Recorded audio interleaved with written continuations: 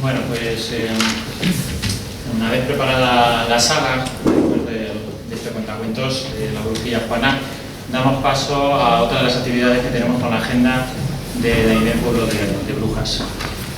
Y bueno, podemos decir que el conjuro que hemos hecho, Jesús, ha surtido efecto porque tenemos la sala llena. Entonces, bueno, pues os comento un poquito.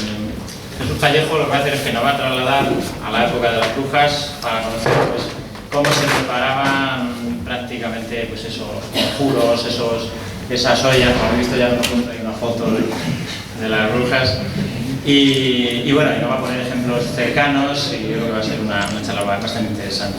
Para los que no lo conozcáis, Jesús Callejo es investigador, es escritor leonés, él es licenciado en Derecho y ha sido colaborador del programa La Rosa de los Vientos. Actualmente pues, colabora con diferentes periodistas y programas como Cuarto Milenio o como Miguel Blanco con Espacio en Blanco Radio Nacional. Y aparte de eso, pues tiene su programa que es La Escóbula de la Brújula, que es un programa de divulgación histórica, de viajes, de misterio y bueno, todos estos personajes de la España mágica que él bien conoce. Es por eso que él está aquí y nada, pues sin más dilación os dejo con Jesús Callejo.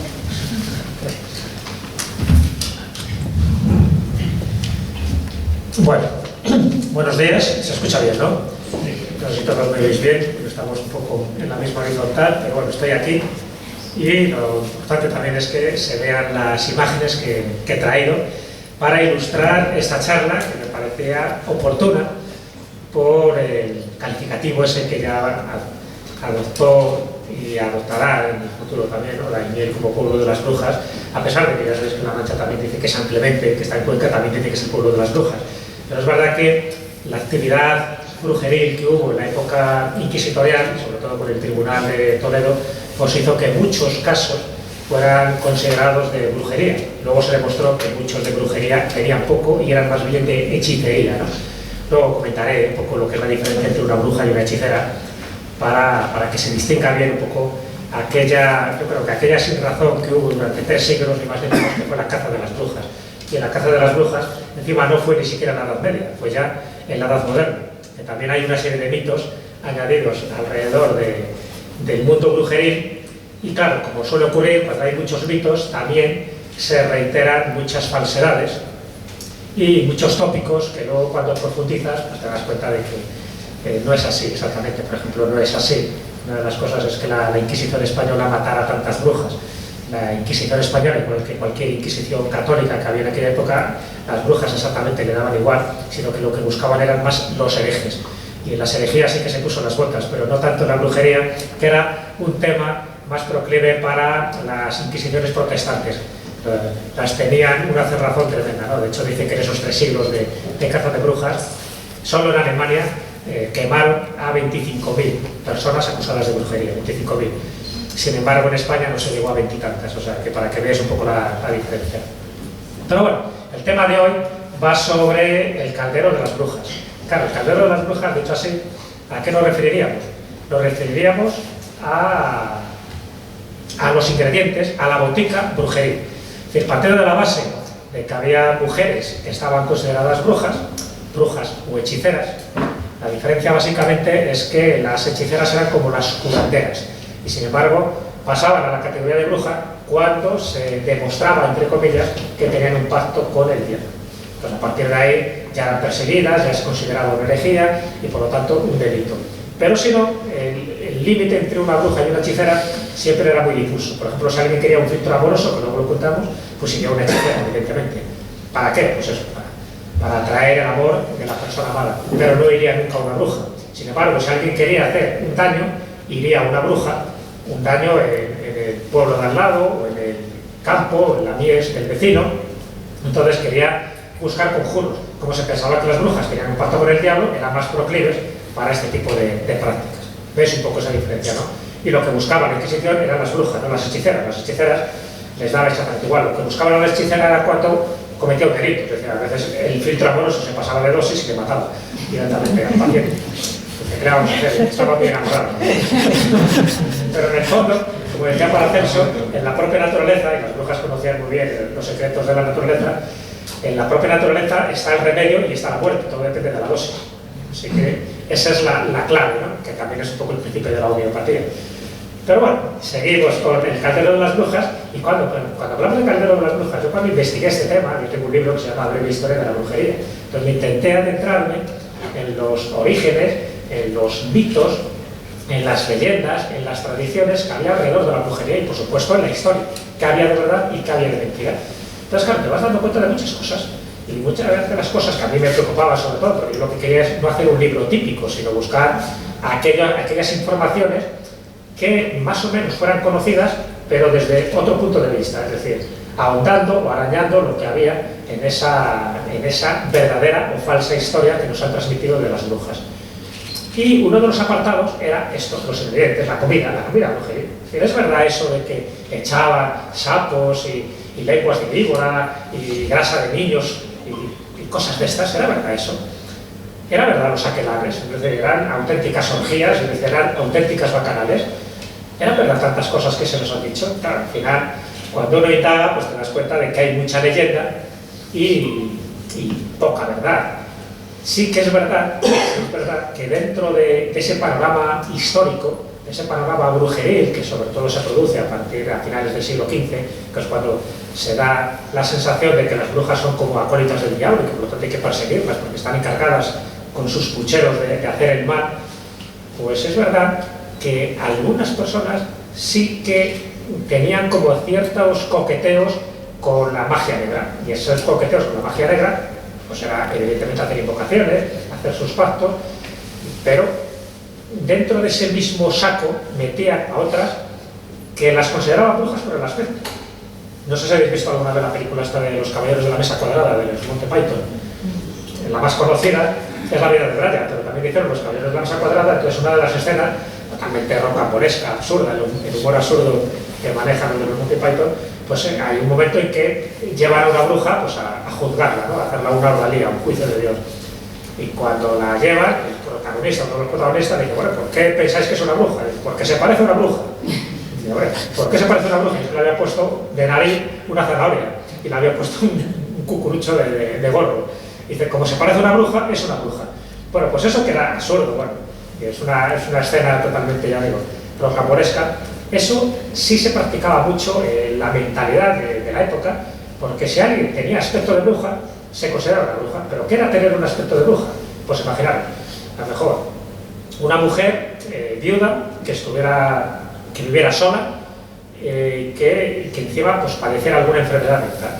Pues ya con esos síntomas le decían, es una bruja, porque se comportaba de forma rara, porque encima vivía aislada. Normalmente, cuando había algún tipo de problema en el pueblo, imaginaros un pedrisco, o que hubiera una muerte de una vaca, o un niño recién nacido que se había muerto, tenían que echar la culpa a alguien. Entonces, siempre había un chivo expiatorio.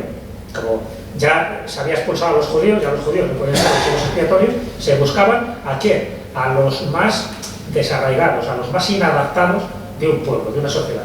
Y claro, muchas veces estas pobres mujeres pues tenían toda la categoría de brujas, y luego de brujas no tenían nada. Pero para que veáis un poco cómo había que echar la culpa a alguien. Claro, ya os digo, si encima tenía un caldero donde preparaba sus ungüentos, porque tenía que muchas veces se dedicaban a la curación como subsistencia, porque no podían vivir de otra cosa. Conocían los remedios terapéuticos que tenían las plantas y se dedicaban a curar, eran las curanderas. Pero claro, si ocurría que en una sanación se producía un beneficio para el pueblo, era una mujer estupenda. Pero si alguien moría, como consecuencia de sus remedios, bueno, pues sencillamente porque había venido una tormenta, la tenían que echar la culpa a ella. Entonces hay muchos procesos inquisitoriales que por desgracia tienen que ver con esto, con pobres mujeres que sin comerlo ni beberlo, y nunca mejor dicho, pues al final eran acusadas de brujas y bueno, y eran muchas veces ajusticiadas, ¿no? En el caso de los calderos brujeriles, había que distinguir como dos modalidades, por decirlo así. Por una parte están los famosos calderos gastronómicos, es decir, los que servían para alimentarse, y los calderos mágicos, ¿no? Dentro de los calderos gastronómicos, bueno, pues ellas tenían, cuando hablamos de reuniones de brujas, fueran aquelarres, ¿no? Por cierto, ya sabéis que es una palabra española, es una palabra vasca que significa el prado del macho cabrío, aquelarre, que de forma más culta siempre se ha llamado el Shabbat, porque los aquelarres básicamente se hacen en la noche de viernes al sábado, el sábado. Pero bueno, estos aquelarres donde se juntaban los brujos, hechiceros, ¿para qué? Para compartir sus conocimientos. O sea, si de orgías había pocas, no penséis. Pero sí había, es un poco, luego os diría un poco por qué nos viene esa imagen de que los aquelarres había verdaderas orgías, ¿no? Pero lo normal es que fueran conciliábulos de personas entendidas en la botánica mágica de la localidad, de la zona, para compartir sus conocimientos. Hablaban unos otros y, lógicamente, alrededor de esa tertulia, como ocurre habitualmente, había una comida. Alguien llevaba una serie de ingredientes y comían allí y compartían esos ingredientes, incluso se intercambiaban recetas. ¿Por qué no? Era lógico, ¿no? Y recetas no solo para alimentar el cuerpo, sino también pues, determinados conjuros, recetas mágicas, porque bueno, el concepto mágico, el pensamiento mágico de la época no estaba tan desligado de la realidad. Ahora lo desligamos mucho, ¿no? Sobre todo a partir del siglo XVIII, del siglo XIX, pero por entonces todo era magia, ¿no? De alguna forma. Y por eso la gente tenía un espíritu mucho más religioso, que pensaba que tenían que estar congraciados con los dioses si eran paganos o con Dios si eran cristianos. Y en este tipo de conjuros, claro, digo, lo que eran los calderos gastronómicos, en algún caso se sabe por los procesos inquisitoriales que se hacían en Europa. Había uno, por ejemplo, uno que fue en Mora, entre una localidad de Suecia. Hubo un proceso inquisitorial a finales del siglo XVI, donde a la bruja en cuestión la preguntaron, bueno, ¿cuáles eran los ingredientes que echaban ustedes en estas reuniones brujeriles? Claro, los inquisidores se quedaron a cuadros, porque le dijo, no, pues echamos un poco de panceta, una sopa de col, huevos, leche, y eso. Es que también ellas utilizaban ese tipo de alimentos y de condimentos. Es decir, que no había nada de mágico, lo único que había era una cuestión gastronómica en función de los productos básicos de la zona, en este caso, de esta localidad sueca. Así que la panceta, la sopa de col, los huevos, la leche, el queso, eso forma parte también de ese caldero brujeril, para que es un caldero gastronómico, que a lo mejor es el que menos interesa, ¿no? Pero si nos vamos a los calderos mágicos, habría como 4 modalidades distintas. Aquí estáis viendo una de ellas.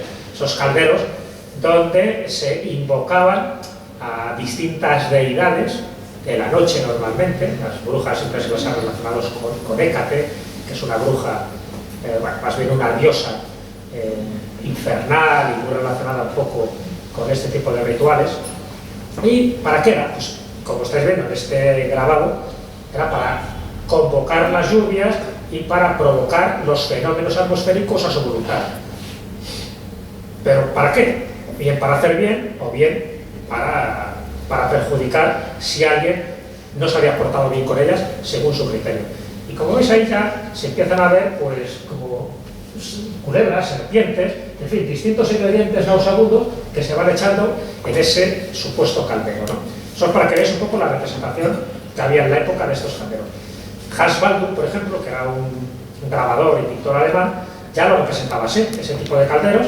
Como veis, aquí ya hay su bruja montada en un macho cabrío, lo cual era típico porque quiere decir que lleva directamente al aquelarre. Esto es un poco, traemos estas imágenes para que veamos la mentalidad que había entonces de cómo se entendía lo que era la auténtica bruja, es decir, aquella que había hecho un trato con el diablo, no la hechicera. Pues, normalmente pues, siempre se la representa pues eso, como feas, desnudas, siempre con sus potingues para hacer ungüentos. Esos ungüentos luego servían para untárselos y luego veremos un poco el secreto de estos ungüentos, que es el secreto un poco de los aquelarres y la iconografía que existe de las brujas que van montadas en escobas. Luego diremos el origen y el por qué se ha transmitido. Aquí también tenemos otro cuadro, mucho más lascivo y libidinoso, pero también de Hans Baldung. Estamos hablando de cuadros de principios del siglo XVI, este es de 1510. Y entonces así se representaba, o sea, untándose ese tipo de ungüentos por el cuerpo, preparándose para ir a la aquelarre. Claro, cuando hablamos de este tipo de ingredientes, nos viene a la cabeza, dentro de esos calderos mágicos, pocos decían que había 4. Os los señalo para luego entrar en detalle. Esos 4 serían: uno sería para hechizar y para matar. Es decir, aquellos ingredientes que se meten en este caldero brujería es para eso, para hechizar, para matar, para dañar a alguien. ¿De acuerdo? Luego habría otro caldero mágico, pero ese no es para matar, sino todo lo contrario, para sanar, para ayudar. Es decir, meter aquellos ingredientes orgánicos, sobre todo, y que cuando hablamos de los orgánicos me refiero que podrían pertenecer a partes humanas, a partes animales o partes vegetales. Cuando es para sanar, evidentemente, casi siempre estamos hablando de ingredientes vegetales. Y servía para sanar, y de hecho se ha encontrado testimonio que este tipo de brujas utilizaba esos ingredientes para curar las heridas, para curar golpes, para curar, en fin, muchísimas enfermedades, como por ejemplo la artritis. Ese sería como un segundo caldero, aquellos que sirven para sanar. Un tercer caldero serían los ungüentos. Esos ungüentos que tendrían como 2 tipos. Serían los ungüentos voladores, aquellos que se aplicaban estas brujas que hemos visto anteriormente, y luego tenían esa sensación de que volaban directamente a la aquelarre. La cosa es que sean vuelos imaginarios, vuelos reales, luego lo comentaré. Y estarían los ungüentos licantrópicos, como así se les llamaban.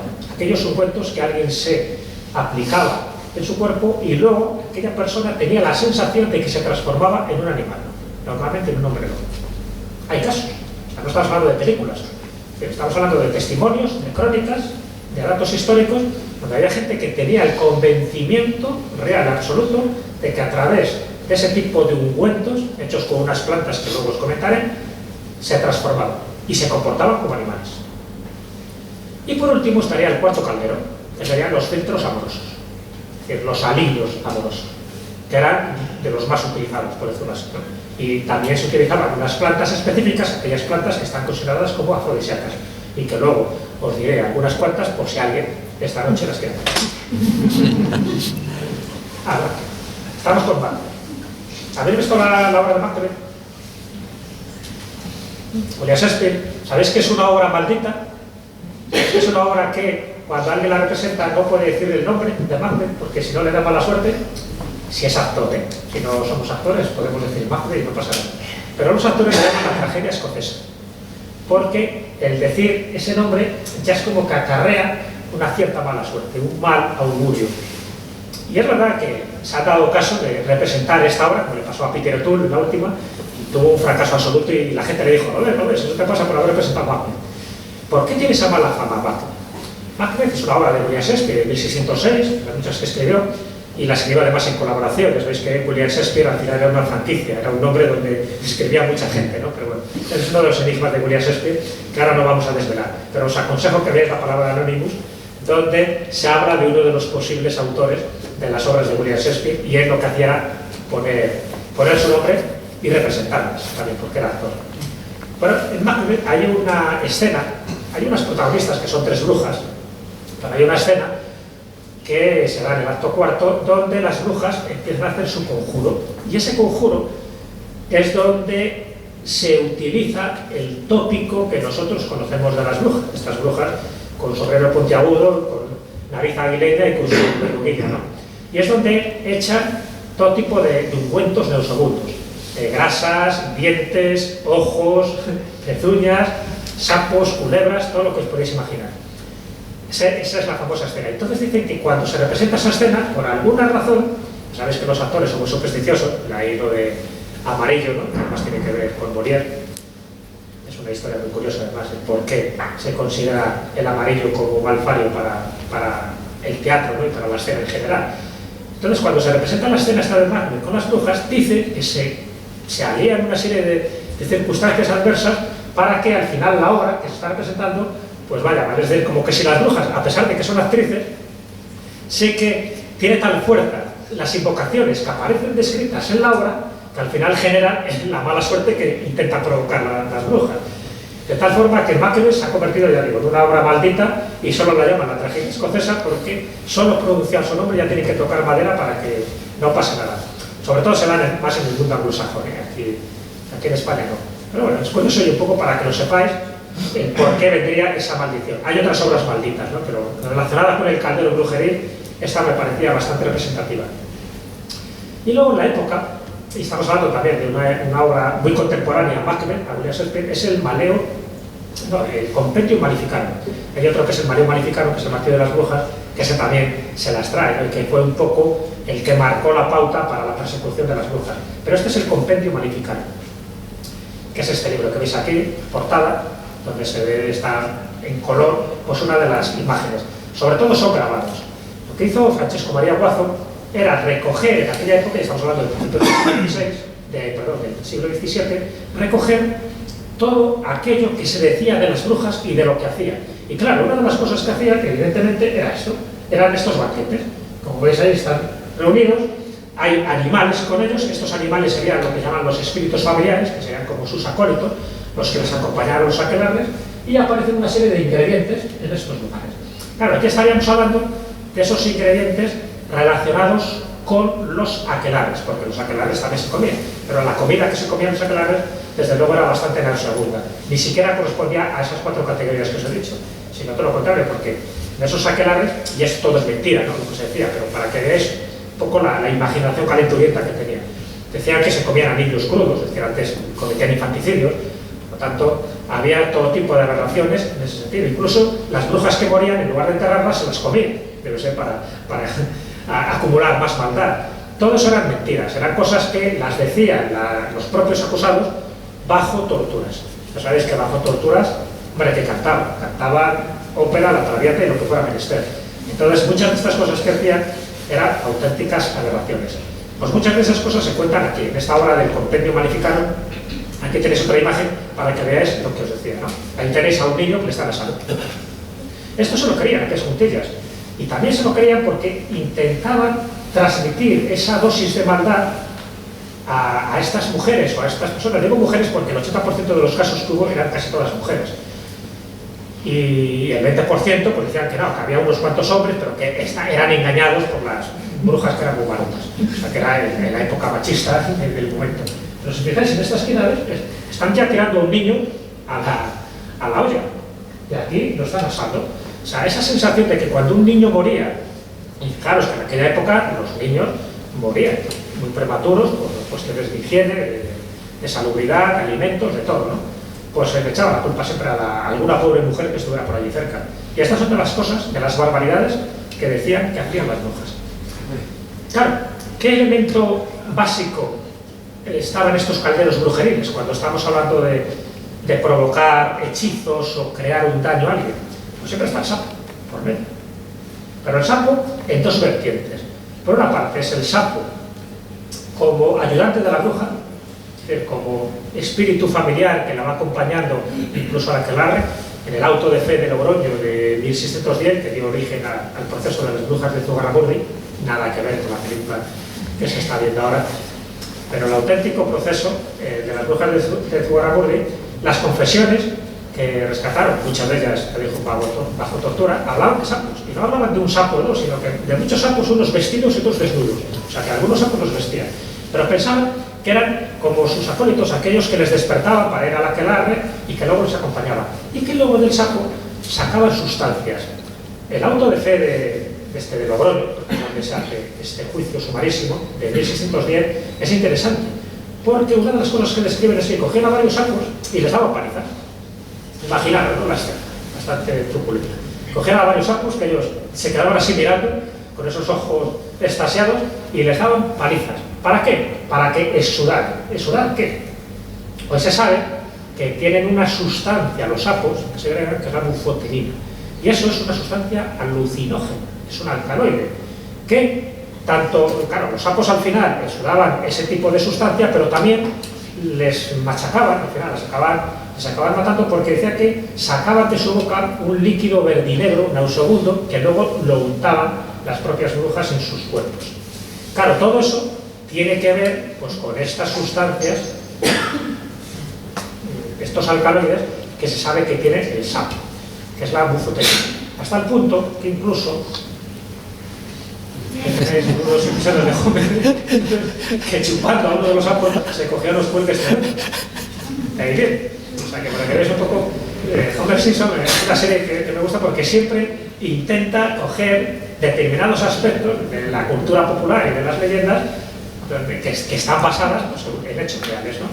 Y los sapos pues tenían esa importancia. ¿Ves? Aquí está otro de esos grabados donde se ahorcan a unas brujas, pero donde veis que este tipo de diablillos familiares eran habituales, hasta les tenían nombres, ¿no? Estas son como bichos inmundos que acompañaban a la bruja y ahí tenéis a unos sapos también. Esto era lo habitual, pues digo que tenían esas dos funciones, como acompañantes y por otra parte para sacarles la sustancia que luego les servía para entrar en estados alterados de conciencia. Claro, ¿qué sustancias, cuando estamos hablando de esas sustancias dañinas para dañar y para matar, una de las sustancias que más aplicaban en estos calderos brujeriles era, y aquí yo creo que tenéis una buena pista con Sócrates bebiendo, era la cicuta. Esta planta que la llaman el perejil de las brujas, por cierto, tiene muchísimos nombres, la hierba del diablo también. La cicuta es lo que ingiere Sócrates en el 399 a.C. Bueno, acusaciones totalmente falsas, pero una de las acusaciones es que no creía en los dioses atenienses y que estaba pervirtiendo la juventud. Fijaros, Sócrates pervertía la juventud, que era el maestro de Platón, y Platón fue el maestro de Aristóteles. Bueno, pues al final ingiere la cicuta y muere. Pero no traigo un poco a colación para que veáis que uno de los ingredientes básicos de esos pucheros, de esas ollas brujeriles que servían para dañar o para hechizar, era la cicuta. Eso formaba parte de aquella cultura, incluso de la nuestra. Yo digo que tiene distintos nombres vernáculos, distintos nombres populares, como ese perejil de las brujas o como esa hierba del diablo, la cicuta. Así que ya tenéis un ingrediente clave en estos pucheros.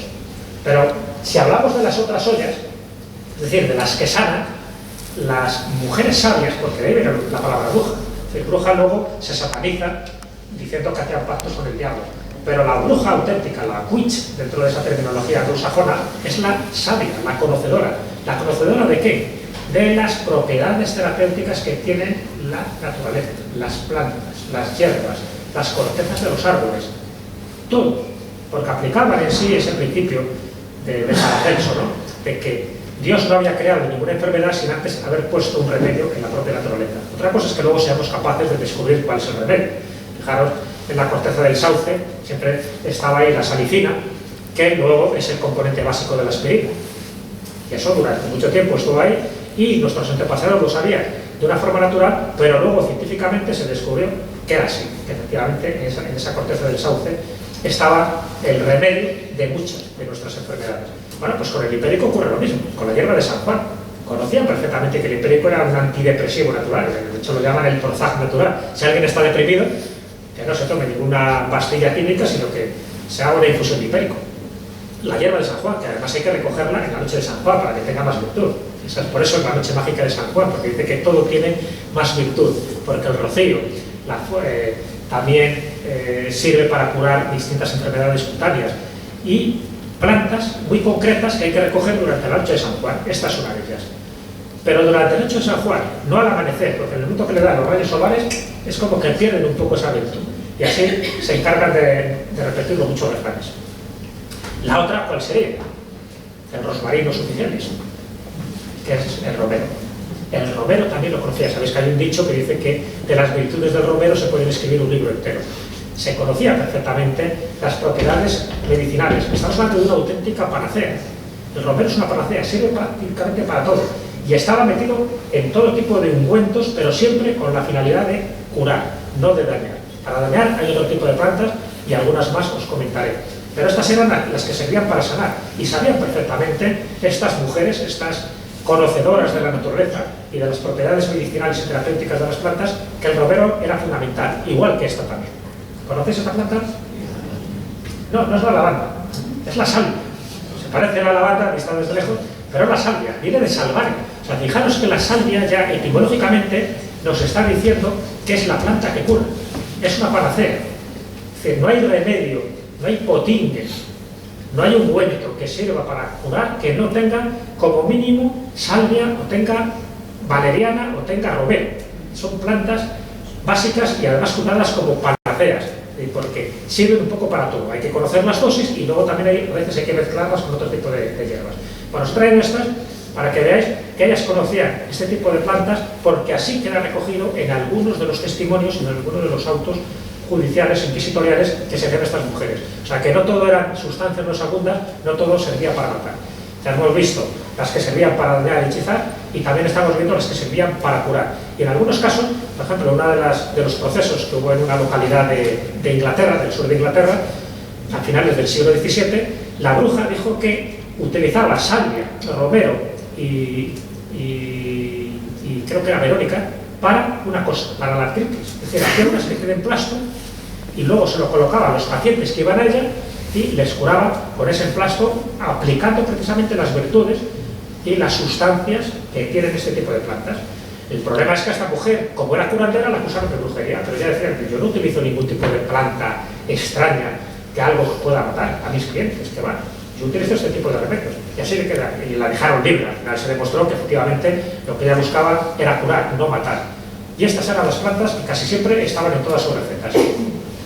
Cuando hablamos del otro caldero, ¿os acordáis del tercer caldero? Sería el caldero de los ungüentos. Y hay dos tipos de ungüentos, el volador y el licantrópico. Aquí tenéis una de las imágenes de un hombre lobo. Es decir, el ungüento licantrópico, lo que se hacía según... No hay demasiados testimonios.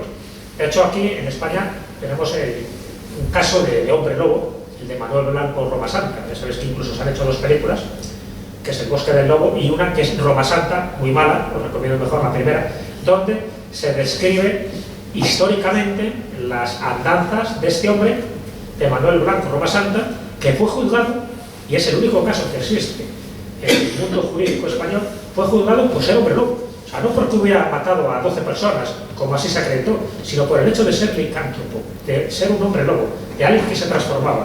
Y él comentaba que no sabía por qué, hablaba de que había una maldición, aquí no había un ungüento. Hay dos formas de transformarse en hombre lobo, que es a través de una maldición o a través de aplicarte una serie de sustancias, ¿no? Manuel Blanco Roma Santa hablaba de la maldición y que él, en las noches de luna llena se transformaba y tenía que cometer este tipo de tropelías y de asesinatos. Pero le juzgan por ser hombre lobo. De hecho, le condenan a la garrote vil y se conmuta la pena, a mediados del siglo XIX, por la cadena perpetua. Y luego, hace poco, pues se supo que dónde pasó los últimos años de su vida. No fue en Galicia, donde le juzgaron, sino que fue ni más ni menos que en Ceuta. Pero bueno, es curioso, ¿no? Cómo no lo querían ni siquiera ver allí. Ya, al que le conmuta la pena a la reina Isabel II, lo que hace es que se larga de allí, le tienen metido en una celda y al final muere de un cáncer de estómago. Pero es el único proceso judicial que existe en España de alguien que se le acusa por ser hombre lobo. Bueno, pues en Francia, este es un grabado francés, hubo también un caso célebre donde aquella persona decía que se aplicaba un ungüento, incluso que se lo colocaba en una especie de faja mágica que se colocaba alrededor, y justo en aquel momento él ya no era consciente de sus actos. Él sabe que al día siguiente amanecía con arañazos, con rasgaduras, con la boca ensangrentada, como si hubiera estado devorando a alguien, ¿no?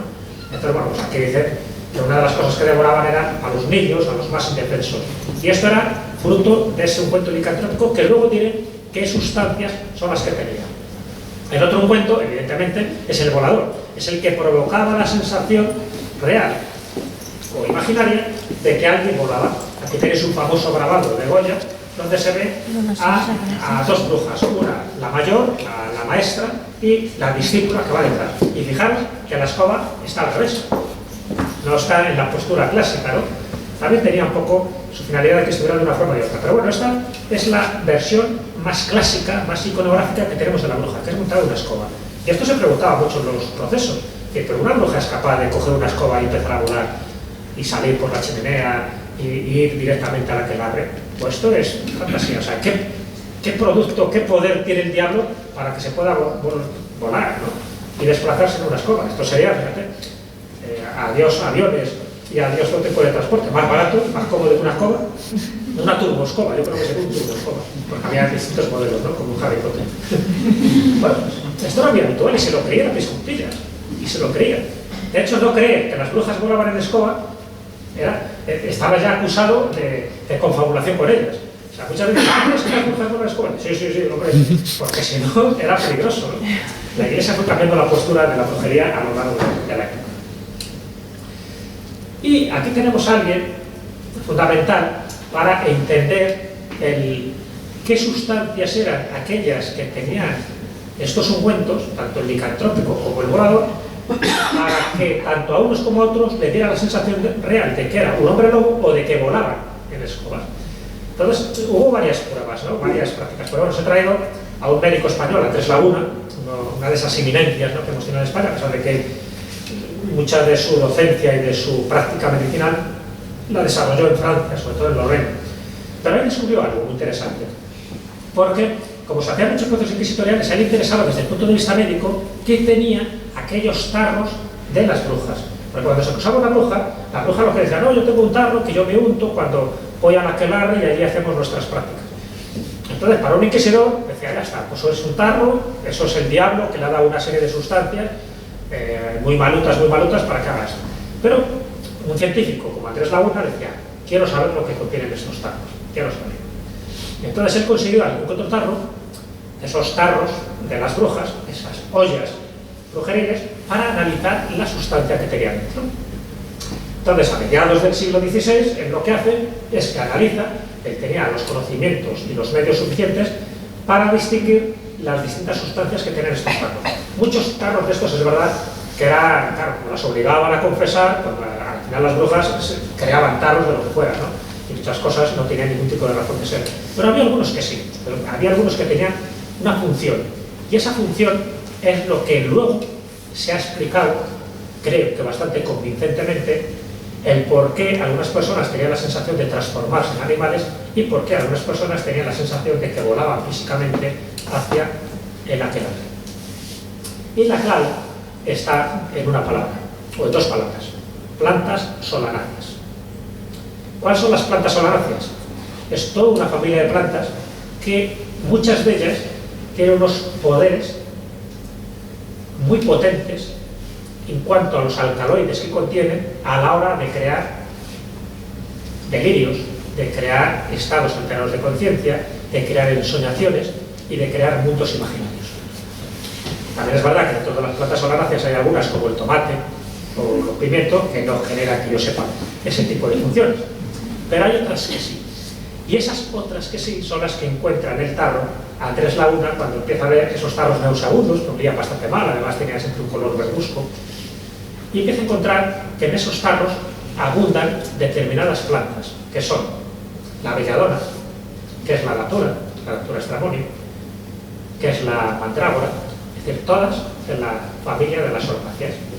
Con lo cual, ahí ya empezamos a entender un poco por qué ese tipo de testimonios, que además juraban y perjuraban que lo hacían y que tenían la sensación real de que volaban, porque se lo untaban en el cuerpo. En el caso, por ejemplo, de las brujas, ¿qué se hacía? Dentro de estas explicaciones que daba Andrés Laguna y otros médicos, ¿no?, por supuesto. Pero bueno, Andrés Laguna es que lo comprobó con la mujer, con la esposa de un verdugo de Metz. Es una localidad alemana. Entonces quiso probarlo. Ya digo que él viajó bastante por Europa y se dio cuenta que había una mujer, la mujer del verdugo, que tenía sus ensoñaciones y decía que ella era capaz de volar, de trasladarse a determinados lugares. Entonces dijo, bueno, vamos a probarlo. Entonces cogió uno de estos tarros y esta mujer, la esposa de este verdugo de Metz, dijo que se untara este tipo de sustancias en ciertas zonas. Claro, ¿en qué zonas hay que untarse estas sustancias de plantas solanáceas?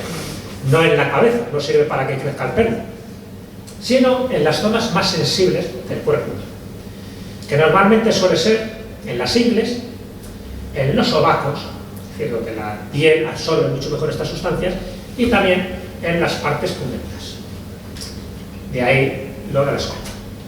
Entonces, aquí tenéis esta representación, como siempre ves, el gato negro, su escoba, untándose para ir a la aquelarre. Dice a la mujer del verdugo, del verdugo de Metz, que se unte ella, como ella cree que hay que hacerlo, y efectivamente pues hace algo parecido a lo que estáis viendo en ese grabado. Y ella en ese momento entra en un sopor, cae en un sueño muy profundo que dura 36 horas, ni más ni menos. poco asustado, sobre todo el marido, como diciendo, mucho sueño para un adulto. Pero el hecho es que está ella en su mundo, ¿no? Bueno, llega un momento que la despierta, porque bueno, vamos a despertar a ver qué ha pasado, a ver si ha hecho efecto estas sustancias que ya se han aplicado en determinadas zonas de su cuerpo. Y cuando despierta, ya se despierta cabreada. Pues oye, me habéis despertado lo mejor. Estaba ya con un mancebo guapo, claro, el marido mirándola así como dice, menos mal que la he despertado.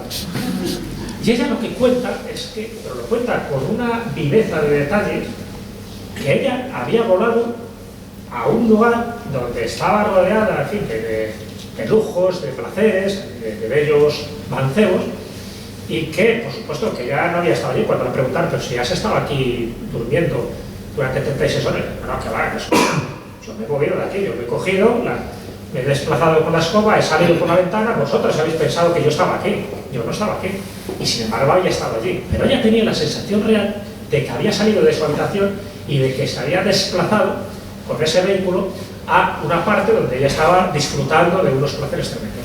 Con lo cual era la confirmación para Andrés Laguna de que efectivamente esas plantas mezcladas con unas dosis determinadas te pueden provocar la alucinación de que estás volando literalmente. Claro, ¿por qué lo de la escoba? Pues por una razón muy clara. Es decir, la escoba sirve un poco como cabalgadura, pero también sirve como objeto para aplicar esta sustancia en determinadas zonas que os podéis imaginar. Y de ahí viene esa iconografía, que no se sabía hasta hace poco, ya digo, ya Andrés Laguna ya esto lo descubrió, pues fijaros, en el siglo XVI, pero nunca se admitió de una forma total porque todavía ya sabéis que la ciencia y la religión no había una diferencia muy clara y todo estaba un poco empañado por la superstición y por distintas creencias religiosas. Pero al final, claro, que efectivamente se empezó a dar cuenta a la gente, sobre todo los médicos, que aquí tenéis una de las notaciones más antiguas de una bruja montando una escoba, que es de 1451, un manuscrito francés. Ya se las empezaba a representar así. Y se las representaba así porque ellas mismas en los juicios lo decían, y lo decían con tal veracidad, con tal credibilidad, que al final decían, pues no va a ser verdad que esta mujer es buena en escobas. Hoy sabemos el porqué y sabemos la iconografía, por lo cual yo creo que es bueno que cuando veáis ahora una bruja montada una escoba, cuando salgamos por la calle, pues podéis decir que o es una imaginación nuestra o realmente era una imaginación de las propias mujeres, ¿no? Nunca llegaron a volar en escobas, pero sí se dio la sensación de que volaban en escobas. Y mucha gente lo creía en aquella época, ¿eh?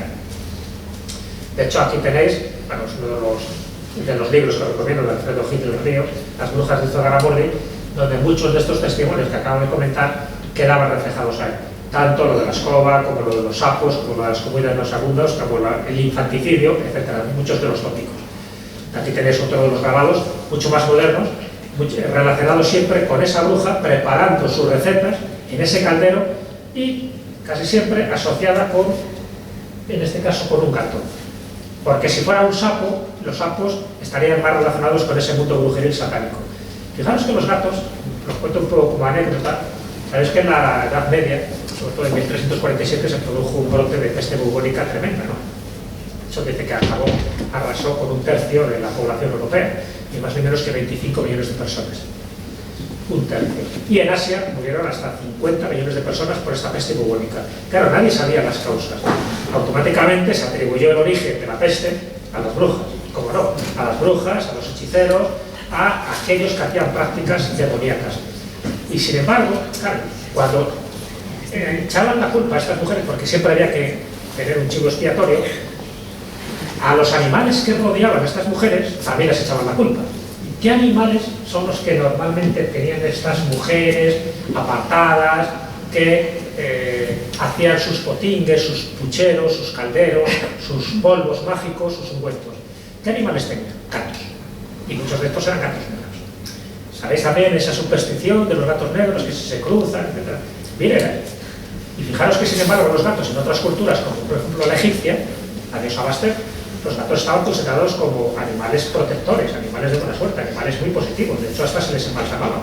Pero luego, en la Edad Media, hubo una especie de oscurantismo en momentos dados, sobre todo relacionados con la peste bubónica, donde se echó la culpa a los gatos. Pobres gatos. Y a los perros también, ¿eh? Pero, sin embargo, al echar la culpa a los gatos, y sobre todo si eran negros, todavía peor, casi se extermina toda la población de gatos que había en Europa. Pero al exterminar la población de gatos, se propagaba más la peste. Porque en aquella época no sabían que la peste la producía una bacteria, la Yersinia pestis, que la transmiten las pulgas que a su vez iban en las ratas. Y las ratas las tenían controladas los gatos. Pero si tú te cargas a los gatos, hay más ratas, hay más pulgas y hay más bacterias. La sin razón. Pero lo cuento un poco como anécdota para que veas un poco cómo ese tipo de prejuicios pues originó que al final acabaran muriendo 25 millones de personas solo en Europa, más otras 50, incluso se habla de 75 en Asia, porque esta peste bubónica en la primera cepa procedía de Asia. Si lo que no sé es como todavía hay 7.000 millones de habitantes, 7.000 millones de habitantes en el planeta, porque ha habido matanzas de estas continuas. De hecho, solo en el siglo XX, solo con la peste, bueno, la peste, no hubo peste. La gripe española, la famosa gripe española, mal llamada gripe española, porque además surgió en un laboratorio norteamericano, pues se sabe ya, pues mató a más gente que la Primera Guerra Mundial. Entonces, mató a unas 50 millones de personas la gripe española. Entre la gripe española, la Primera Guerra Mundial y la Segunda Guerra Mundial, o sea, los millones de muertos que hubo ahí, sin contar otro tipo de guerras locales, y aún así, ahora mismo somos 7.000 millones de habitantes en el planeta.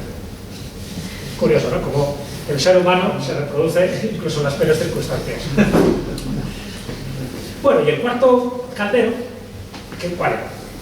El de los aliños, el de los filtros amorosos, el de las plantas afrodisíacas, que era el que más solían acudir determinadas personas porque era más relacionado con los curanderos y con los hechiceros. Y ahí entramos en muchas de esas plantas que también tienen que ver, algunas de ellas, con la famosa familia de las plantas olagarcias que os he dicho. Y una de ellas es la mandrágora. Hay una obra que os he traído aquí de Maquiavelo, porque Maquiavelo es muy conocido por El Príncipe, pero también tiene una obra, una comedia, que es La mandrágora, donde habla precisamente, dentro de su historia, donde habla de los efectos que genera la mandrágora. ¿Habéis visto alguna vez una mandrágora? No es esto, pero así la representamos en la mandrágora, porque decía que tenía forma humana. Una raíz, entonces cuando tú la sacabas, precisamente por la forma humana que tenía, así con sus extremidades, pues pensaba que era como una especie de homúnculo, como persona pequeñita y que por lo tanto te podía conceder todo tipo de beneficios y de favores. Y claro, está muy relacionado con esa magia negra. Claro, una mandrágora tú no la podías conseguir así como así. Había todo un ritual, inventado por supuesto para incrementar el precio, pero el ritual que era, fijaros, las burradas que se decían en aquella época, para luego potenciar más las virtudes, las supuestas virtudes que tiene la mandrágora, como planta afrodisíaca. El ritual era, la mandrágora, sobre todo la buena, la de buena cosecha, crece debajo del patíbulo, de un patíbulo. Pero crece con el último semen de la última eyaculación que ha tenido el ahorcado en ese momento. Va encareciendo el precio. Pero claro, tú no la puedes sacar como tal, porque hay pocos ejemplares, porque si tú sacaras la mandrágora, el grito que te da este hombrecito, este homúnculo que hay ahí, te dejaría con unas lesiones internas tremendas. Entonces hay que buscar a un perro negro, pobre perro negro, atarle una cuerda al rabo, a su vez a la raíz, tiene que ser en luna llena, por supuesto, porque es cuando los influjos mágicos son más importantes, y arrancarla. Claro, te quedas sin perro, porque del chillido el perro se queda en el sitio, pero tú ya has sacado la mandrágora. Entonces luego la mandrágora, bien preparada y condimentada, pues te da todo tipo de placeres. Es como la Viagra de la época, ¿no? Y además te hace invisible, podrías conseguir prácticamente aquello que quisiera, buscar hasta tesoros escondidos en los lugares más sospechados, etcétera, etcétera, etcétera. Claro, todo esto eran invenciones, todo esto era mentira. Pues sabemos lo que es la mandrágora y no hay que hacer tantas tonterías. Pero claro, incrementaba el precio. Los buhoreros o los triaqueros de aquel momento, que es los que vendían este tipo de producto, es como esos predicadores en las películas del viejo oeste, ¿no? Donde te dicen que esos remedios, esos creceperos, que después eran orines baratos, que te lo aplicaban a él, pues lo mismo hacían con esto de la mandrágora. Pero bueno, la mandrágora siempre, es verdad, que se ha considerado como un potenciador de la sexualidad. Y así queda recogido, por ejemplo, en el arte de Amar, Ovidio y en distintos lugares. De hecho, incluso en las mitologías hispanas nuestras, en Cantabria se habla del Tenterujo. El Tenterujo, el diablillo cernedor, dicen que es un salido que moza que ve por ahí, pues la intenta coquetear con ella y alguna cosa más, y que su poder, su vigor, se lo da precisamente la raíz de la montaña. Entonces, por eso, en las leyendas cántabras, cuando se habla del brujo, que siempre va con una boina, ¿ves así? Una boina. Dice que siempre esa boina la tiene tiesa porque coge mucha más grande. Me refiero solo a la boina. Claro, si ya hablamos un poco del mundo de la literatura, la Celestina es como un referente, porque la Celestina sería el prototipo de la hechicera, no de la bruja, de la hechicera. Porque la bruja, acordaros, aquella mujer que hace un pacto con el diablo. Si encima lo deja por escrito, ni te cuento, ¿no? Algún caso ha habido. Pero si solo se dedica a hacer sus ungüentos, a hacer sus hechizos, es una hechicera o hechicero. Y la hechicera más famosa dentro de la literatura española es la Celestina, de Fernando de Rozas, una obra que se publica en el año 1500 y que, bueno, pues ya sabéis toda la historia, ¿no?, de Calisto y Melibea, y cómo para que Melibea acceda un poco, pues, a los requiebros amorosos de Calisto, pues entra aquí nuestra alcahueta favorita y, utilizando una serie de procedimientos, pues consigue que al final ese amor fructifique, pero bueno, al final acaba como los otros Aurora. No os cuento el final, pero acaba muerto.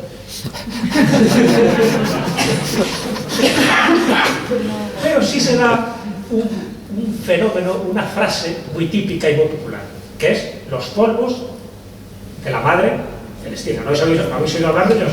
Los polvos de la madre Celestina, que no tiene nada que ver con los sexuales. Los polvos de la madre Celestina, que son aquellas cosas que ella utilizaba para conseguir esto, conciliar amores y más cosas.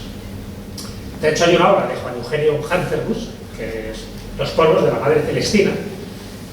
Él fue más conocido por Los amantes de Teruel, y la famosa obra de Los amantes de Teruel. Esta es menos conocida, pero ha tenido a colación. ¿Cuáles serían los polvos de la madre Celestina?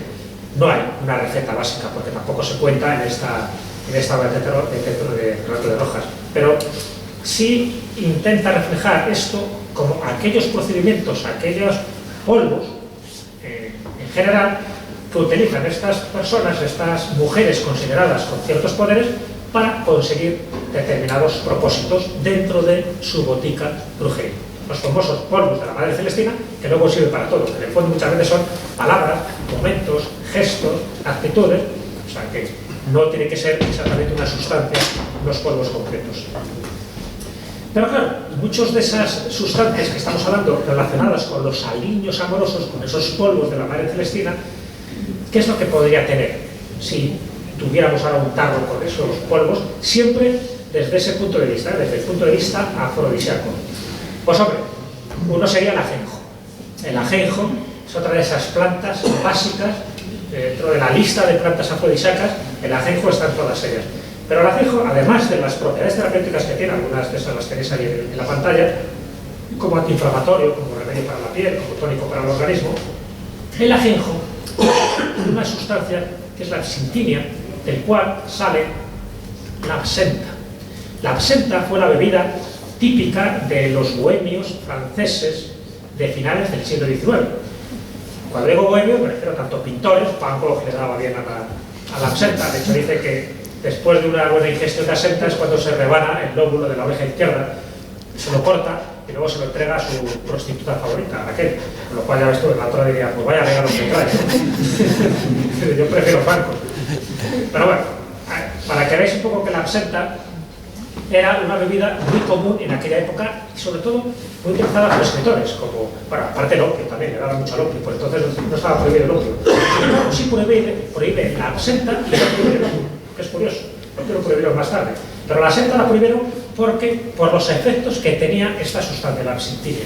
Entonces generaba tales estragos, también es verdad que generaba ciertas inspiraciones, porque Baudelaire, muchos de sus poemas los escribió bien puesto de absenta, y le llamaban el hada verde a la absenta. Más de uno decía que veía alas verdes, o sea que imaginaron la potencia que tenía. Bueno, pues todo viene del ajenjo, y por lo tanto el ajenjo era una de las sustancias propias dentro de estos aliños amorosos, donde claro, el aliño amoroso lo que conseguías era anular un poco la voluntad de aquella persona para los requerimientos amorosos. O sea, eran los aliños amorosos. Y uno de esos, muy conocidos dentro de las sustancias que se utilizaban, es este bicho. ¿Sabéis cuál es? Telepremio. ¿Premio cuál era? Un apartamento en Torrevieja, me parece, para el clave. ¿Qué bicho es este que estamos viendo aquí en pantalla? Ay, ay, ay. Eso que lo llaman la mosca española, la llaman esto. Es la cantárida. La cantárida. La cantárida es una mosca verde, la mosca española, que también han llamado. Y la cantárida, cuando se seca, se la hace polvo, se la convierte en una especie de pasta, y esa pasta luego pues será ingerida, ¿no? A través de alguna bebida y cosas de estas. Y se sabía que era un potente afrodisíaco, muy potente. De hecho, el Marqués de Sade utilizaba la cantárida para sus juergas amorosas. Pero juergas amorosas que hacía incluso en la propia cárcel. Esto pasó casi para salir de la cárcel, era separado, pero le daba igual. Hacía representar a los presos obras de teatro que le escribía, y luego para las escenas más subidas de tono les daba un poco de cantárida y te cuento, ¿no?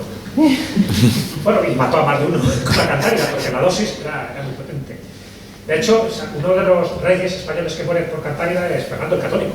Fernando el Católico, cuando se casa con su segunda mujer, que era Germana de Foix, era muy fogosa, era una mujer que necesitaba mucha marcha, y él ya tenía 60 y tantos años, en fin, no estaba para... Entonces, una de estas, como Germana de Foix quería mucho movimiento, a Fernando el Católico le dio una buena ración de cantárida, y le dejó tieso. No era lo que perseguía, pero bueno, para que veáis. Bueno, pues esto siempre ha sido un afrodisíaco muy potente, no relacionado con el mundo vegetal, sino con el mundo animal, pero interesante. Y este, que es muy conocido, no sé si decirlo, porque claro, luego estas cosas luego las aplicáis. ¿Esto qué es? Y la cebolla, que tiene que ver con los anillos amorosos. Según el arte de Amar de Ovidio, que os he dicho, lo utiliza, y según el jardín perfumado de un jeque, Al-Azawi, que es una de las obras clásicas de la literatura árabe relacionada con el erotismo muy conocida, el jardín perfumado, también. Dice que incrementa el esperma, y por lo tanto también incrementa la erección, y por eso se daba, en algunos casos también, cebolla, para provocar esa erección, que en el caso del jardín perfumado, de esta obra erótica árabe, dice que uno que lo ingirió junto con otro tipo de sustancias, estuvo ni más ni menos que 30 horas activo. La Viagra de la época, ¿no? Eso se llama priapismo, pero a saber cómo acabaría. Pero también la cebolla se utiliza en ese tipo de remedios. Aquí os traigo un personaje dentro de esos remedios, porque es muy curioso. Hay toda una literatura alrededor de los efectos amorosos que tienen mucho que ver, ya digo, con estos calderos brujeriles. ¿Este sabéis quién es? Si os digo que fue uno de los que dice que descubrió las fuentes del Nilo, este es Richard Barton, no el actor. Este es Richard Barton, un explorador inglés del siglo XIX, que fue un gran orientalista. De hecho es el que tradujo al inglés, por ejemplo, el Kama Sutra o las 1001 noches. Claro, al traducir al inglés el Kama Sutra se dio cuenta de muchos remedios que había y de muchas cosas, ¿no?, dentro de la literatura oriental. Pero el que viajó muchísimo, sobre todo por África, en busca de estas fuentes con Speke, en busca de las fuentes del Nilo, y estuvo en Tanganica y en muchos lugares. Él conocía muchos remedios populares para muchas cosas, ¿no?, para curar, incluso también para matar, y conocía muchas brujas o hechiceras de aquellas zonas. Y él contaba, dentro de sus obras, que son obras muy interesantes, ¿no?, porque es las obras de un explorador inglés del siglo XIX, donde para él todo era nuevo, y todo lo quería contar y todo lo quería compartir. Entonces él comenta que uno de los mayores afrodisíacos que él vio, que utilizaban además en muchos pueblos, en muchas tribus locales, era la piel de una lagartija machacada, como si fuera lo de la cantárida, mezclada con vino blanco, ingerida tal cual. Dice que, bueno, que era de un efecto contundente. No sé si hablaba con propiedad, pero él decía que funcionaba y que no había que buscarse tampoco ningún tipo de ungüento raro, ni buscar sapos, ni nada de eso, sino piel de una lagartija machacada y mezclada con vino blanco. Ahí lo tenéis. Bueno, por las solanacias, lo que os he dicho. Esta es un poco como el caldo de cultivo de lo que hemos comentado hasta el momento. Casi siempre están ahí, ¿no? Fijaros ahí que están eso, la patata, el tomate, las berenjenas, los pimientos, son solanáceas. Pero esas no son las peligrosas, para que veáis que es una familia como muy heterogénea. Las peligrosas serían, por ejemplo, esta.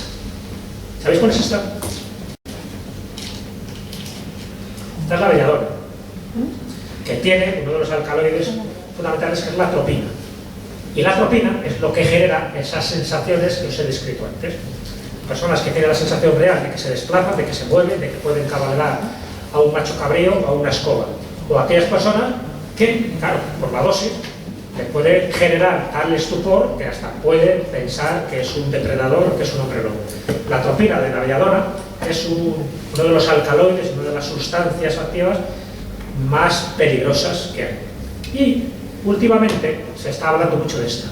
He visto así, a lo mejor no os sonará, pero la escopolamina, que es la Datura stramonium, la burundanga. ¿Podéis oír hablar de la burundanga? Se está utilizando mucho este hierro, también de las solanáceas.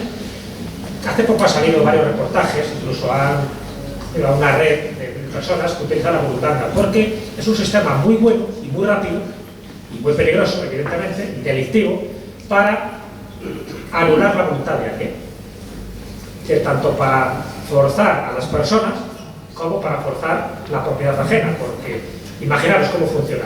Se echa una especie de gotita, bueno, de polvo de burundanga, de esta escopolamina, que es el principio activo que tiene, en un papel. Entonces, uno de los sistemas que utilizan estas bandas de delincuentes es, o bien por la calle, o bien llamando a una puerta, pues yo lo digo para que estéis un poco preaviso, despliega un mapa, imaginaros, después por la calle te viene alguien, pues despliega un mapa para decir, oye, que quiero saber dónde está esta calle. Entonces, al desplegar el mapa, ese polvo que contenía el mapa, lo estás ingiriendo, el otro ya se supone que tiene una cierta distancia, incluso va protegido, y al ingerirlo, eso en 4 o 5 minutos hace efecto. Es decir, a partir de ahí ya no controlas tu voluntad. Entonces, ya te puede robar o te puede forzar, o cualquier cosa. Ese tipo de sustancias son tan peligrosas que, por desgracia, algunos delincuentes la conocen y ahora, pues, la Datura stramonium, que es esta, una de las plantas solanáceas más potentes y que utilizaban las malas brujas, las malas hechiceras para hacer sus daños, pues ahora también es como que se ha vuelto a redescubrir, ¿no? Entonces, que tengáis cuidado un poco con la burundanga. Y ya por último, ya para un poco terminar, como veis el tema da mucho de sí, luego si queréis hay un coloquio, claro, ¿qué nos falta ya dentro de esta botánica brujeril, dentro de estos campos, alejados ya de nuestras plantas solanáceas? Así que cuando ya sabéis, cuando toméis un tomate o una patata, que también es una planta solanácea, no os coloca, pero, sí, pero es de la familia, es primo hermano. ¿Esta cuál sería esta seta? La Amanita muscaria. ¿Y la Amanita muscaria con qué se suele relacionar? Con los gnomos. Entonces, se sabe, aparte que también era un ingrediente básico de este tipo de recetas. Claro, la Amanita muscaria es lo mismo. Pocas dosis puede ser beneficiosa para determinadas dolencias, muchas dosis pues te mata, ¿no? La Amanita muscaria y sobre todo la Amanita phalloide, que es la más peligrosa. Pero la Amanita muscaria siempre es curioso porque se ha hecho una relación en los cuentos de hadas, hace poco ha habido 50 cuentos, pero está muy relacionada con los niños, con lo infantil, con las leyendas, con estos espíritus de la naturaleza y sobre todo con los duendes. Porque a los duendes, ¿cómo se les representa? Mejor dicho, a los gnomos. ¿Cómo se les representa? Pues normalmente con un gorro rojo y con una casaca o con una camisa blanca, bajitos, dicen que las setas son como sus habitáculos, y siempre pues, relacionados un poco con este tipo de testimonios, que donde hay setas hay gnomos.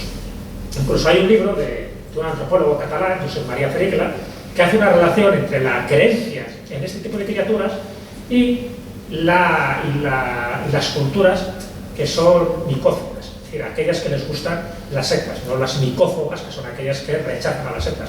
Y Cataluña es micófaga, es decir, les gusta preparar todo tipo de cosas con las setas, y son zonas donde hay muchas tradiciones donde se ven a gnomos, a los manirons, a los folletos, en fin, los nombres locales que tienen. Y la conclusión que llega a Josep María Ferrigla, cuento un poco como curiosidad, ¿no? Es que la gente que toma esta ingesta de la Amanita muscaria, al final acaban viendo gnomos porque interpretan dentro de su estado alterado de conciencia, de esa visión deformada que genera este tipo de setas, cuando ven estas setas las confunden con gnomos. Y de ahí un poco también esa creencia de que pueden cambiar de tamaño ellos, los propios testigos, que es un poco también la referencia a Alicia en el País de las Maravillas. ¿Os acordáis de una escena donde Alicia en el País de las Maravillas tiene un lobo que si lo come se hace muy pequeñita y si toma todo se hace muy grande? Pues en el fondo es ese mismo símbolo que se representa aquí. Bueno, como teoría antropológica está bien, aquí la traigo a colación, que es verdad que puedes ver enanitos por todos lados, igual que cuando tomas la pizza ves alas verdes, pero eso no explicaría, evidentemente, toda la casuística de duendes y de gnomos que se ve no solo en España, sino en el resto del mundo, no solo por la ingestión de esto. Pero bueno, me llama la atención y por eso os lo he querido comentar, ¿no? Y por último ya, el famoso bálsamo de Fierabras. Espera, no os voy a decir, no veáis todavía la receta. ¿De dónde viene el bálsamo de Fierabras? ¿Dónde lo habéis oído ahora? El Quijote, ¿no? Entonces, es otra referencia literaria para mí muy interesante, porque ese bálsamo de Fierabras, en la primera parte del Quijote, cuando sirve para curar las contusiones, de las muchas contusiones del hidalgo Don Quijote, que se mete en todo tipo de berenjenales, ¿no? Entonces al final se le prepara ese bálsamo y dice, pues eso, que es una especie de panacea, como os he dicho antes, también de la salvia o del romero o de otro tipo de plantas. Y bueno, lo curioso es que ahí se da los ingredientes en el Quijote. Lo que pasa es que no son estos que vais a ver ahora, estos son un poco más elaborados. Pero los ingredientes que se dan en el Quijote, para el bálsamo de Fierabras, que sirve un poco para todo, que tampoco le sirve mucho para Don Quijote, porque al final sigue otra vez metiéndose en las mismas. Pero dice que básicamente está basado en ingredientes, que es el aceite, que es la sal y que es el romero. Claro, siempre está el romero por ahí, ¿no? Incluso en la famosa agua de la reina de Hungría, hay toda una leyenda. La reina de Hungría decía que la mujer cumplía años y no la sentaba bien cumplir años. Como era reina, ya quería estar siempre joven, lozana, y no cumplir años. Entonces, como se preocupaba por cumplir años, claro, veía que su piel iba envejeciendo, pues dice que tiene al final una visión de un ángel que le da la receta para que no envejezca mal. Y esa receta consiste en lo que se llama luego el agua de la reina de Hungría, que es con muchas dosis de romero, con salvia y con otro tipo de hierbas aromáticas, ¿no? La dosis la tengo por ahí si a alguien le interesa. Entonces dice que ella se bañaba diariamente con este agua y al final dice que consiguió los amores del rey de Polonia, que era mucho más joven que ella, ¿no? Y es curioso porque luego se ha patentado el agua de la reina de Hungría, ¿no? Es curioso, pero siempre teniendo el mismo ingrediente, el romero. Bueno, pues el romero sí que tiene también el bálsamo de Fierabras. De hecho, en La Mancha se suele decir mucho, pero lo conoceréis, que un remedio muy eficaz, sobre todo como emplasto para rozaduras, para golpes y para alguna herida, es masticar romero y luego añadirle aceite y un poco de sal, y eso lo aplicas, tal cual. De que funciona de maravilla, que en el fondo es la base que tiene este bálsamo de Fierabras. Pero hay gente, estudiosos, que han intentado averiguar qué más componentes podría tener, y este sería el bálsamo de Fierabras, ¿no? Se toma la azufre, que es una medida de capacidad para líquidos que equivale a unos 2 litros aproximadamente, de aceite de oliva, y en eso vas macerando distintos elementos. ¿Ves? Aquí, sin embargo, no está el romero, pero el romero debería intervenir desde mi punto de vista. La ruda, una planta sagrada, lombrices terrestres, es curioso, ¿no?, por las propiedades que tiene, la trementina, incienso y un poco de almacina. Y ya con eso bálsamo de Fierabras. Tenéis el otro remedio, que os acabo de decir, que es mucho más barato, mucho más digerible, por decirlo así. Bueno, en resumidas cuentas, lo que quería era que vierais un pequeño recorrido, de lo mucho que podríamos decir, porque hay muchos más casos, pero es un recorrido que ese caldero brujeril al final es mucho más apasionante, tiene muchos más ingredientes de los que podemos imaginar y tiene muchas más finalidades de las que podríamos suponer. Que hay mucho de tópico, que hay mucho de leyenda, que hay algo de realidad, pero que nos demos cuenta que cada vez que nos acerquemos un poco al mundo brujería, ya que estamos pues, en fin, una localidad muy proclive para ello, que siempre nos acerquemos con esa mentalidad adecuada, es decir, sabiendo que forma parte de la historia de España. La historia de España ha sido muy proclive en este proceso relacionados con hechiceros, con curanderos, como no con brujas, aunque no hubo demasiados, pero sí que los hubo, y que dentro de eso hubo mucha mistificación, ¿no?, con X, es decir, muchas falsedades alrededor de un tema apasionante que hoy por hoy ha llegado también a nuestros días en parte muy deformado. Esa caza de brujas ha llegado muy deformada, pero esa caza de brujas, que ahora se ha vuelto a revitalizar, tenía que ver, y eso es un poco la esencia de la que yo un poco os quiero transmitir, que la auténtica bruja, la auténtica, no tenía nada que ver con Satán, no tenía nada que ver con pactos diabólicos, no tenía nada que ver con esas que buscaba la Inquisición y que a veces pues, se la inventaba para justificar un poco un negocio casi lucrativo. No, la auténtica bruja es la que conoce la naturaleza, es la que conoce incluso las relaciones humanas, porque hacía de psicóloga también en este tipo de consultas. Y esa era la mujer que tenía poder. Entonces, claro, al tener poder, ¿qué ocurre? Edad media. Mujer con poder, pues había que perseguirla. Y en el fondo, la caza de brujas es una caza totalmente machista, se sabe por dónde empieza, cómo continúa y cómo termina. ¿Y por qué casi siempre eran mujeres? Sencillamente por el poder siempre que ha detentado la mujer.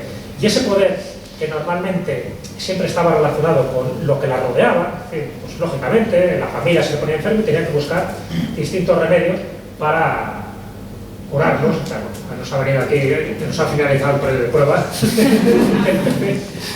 y esa mentalidad es cierto que ha perjudicado muchísimo a la mujer, porque la caza de la bruja, en el fondo, era la caza contra aquella mujer que se salía de la norma, que se salía del redil, por decirlo así, ¿no? De alguna forma. Y eso es lo que hizo que muchos procesos pues acabaran como acabaran. Es decir, eran auténticas obras de teatro, escenificaciones, donde ahí no se acusaba a nadie, porque al final cuando a alguien le torturas te dice lo que sea menester, pero eso no es una confesión pura y dura, ¿no? Y por eso muchas mujeres fueron ajusticiadas, fueron quemadas o fueron ahorcadas de forma inmerecida, injusta, mujeres y hombres, ¿no? Pero es verdad que el 80% de los casos fueron a mujeres. ¿Y por qué? Sencillamente porque eran los más listas del pueblo, o sencillamente porque estaban marginadas, o porque se las tenía un cierto respeto, un cierto temor. Entonces, cuando alguien tiene poder, ese poder que te lo da el conocimiento, no más, o sea, no es un poder que vayas haciendo invocaciones al diablo, te lo da el conocimiento, ese poder siempre asusta por una parte y por otra parte lo buscas para que te cure también o para que te dé el consejo adecuado. Claro, si eso lo metes con unas dosis de superstición, de fanatismo religioso, pues creas un caldo de cultivo muy peligroso, que es lo que pasó en España, lo que pasó en el resto de Europa, desde finales del siglo XV hasta bien entrado el siglo XIX, que es cuando se abole la Inquisición. Parte de la leyenda negra que tiene España es por la Inquisición, pero no porque fuera más cruel que otras, sino porque es la última en terminar. Hasta que no muere Fernando VII, no se abole la Inquisición. Y eso nos perjudicó notablemente, porque se transmitió un poco la leyenda negra de que aquí no hacíamos más que perseguir a brujas, que matar a herejes o que matar a judíos conversos. Y eso, ya digo, que generó toda una leyenda negra. Cuando vas escarbando un poco la realidad de estos hechos, te das cuenta de que al final no fue un país mucho más matarife que cualquier otro de Europa. Sencillamente estábamos todos, en aquella época, estaba todo el mundo, incluso juristas y escritores, imbuidos en una creencia de que el diablo estaba en cada esquina, que el diablo acechaba a la gente y que las más proclives para ser engañadas por el diablo eran las mujeres. Y se lo creían, y en el Maleus Maleficarum de ese libro se cuenta tal cual. Y hubo un papa, que era Inocente VIII, que dicta una bula para que se persiga a las mujeres pensando que son como ministras o acólitas del diablo. Barbaridad, pues barbaridad. Yo creo que lo importante es quedarnos con lo positivo, es decir, aprender de la historia. Es importante, ¿para qué? Para que no se vuelva a cometer.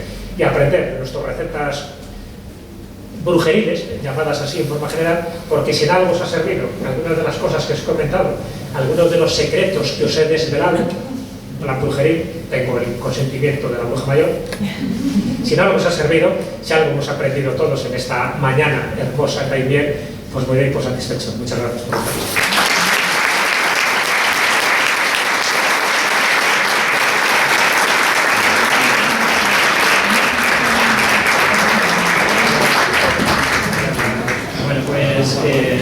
Agradecerte, Jesús, que hayas participado en estas segundas jornadas sobre la bruja en Daimiel.